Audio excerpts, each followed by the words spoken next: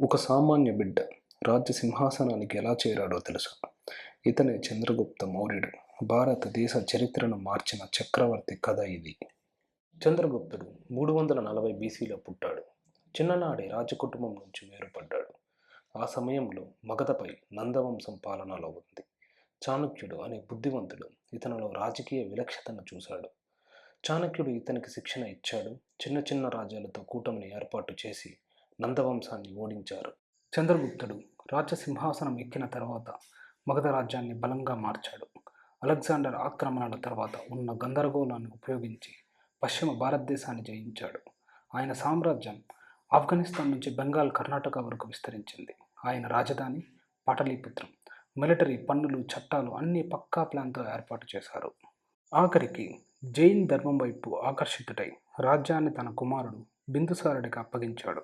ఆ తర్వాత అడవిలో తపస్సు చేస్తూ జీవితాన్ని ముగించాడు. ఆయన సామ్రాజ్యం తర్వాత అశోకుడి చేతికి వచ్చినప్పుడు ఇంకా శిఖరాన్ని చేరింది. ఒక సాధారణ బాలుడు చక్రవర్తి ఎలా అయ్యాడు అనేది చంద్రగుప్త మౌర్యుడి జీవితంలో మనం చూసాం. మన భారతదేశ చరిత్ర గొప్పది. విజయం, త్యాగం, జ్ఞానం అన్నీ ఉన్నాయి. ఇలాంటి గొప్ప కథలు ఇంకా తెలుసుకోవాలనుకుంటే సబ్స్క్రైబ్ చేయండి.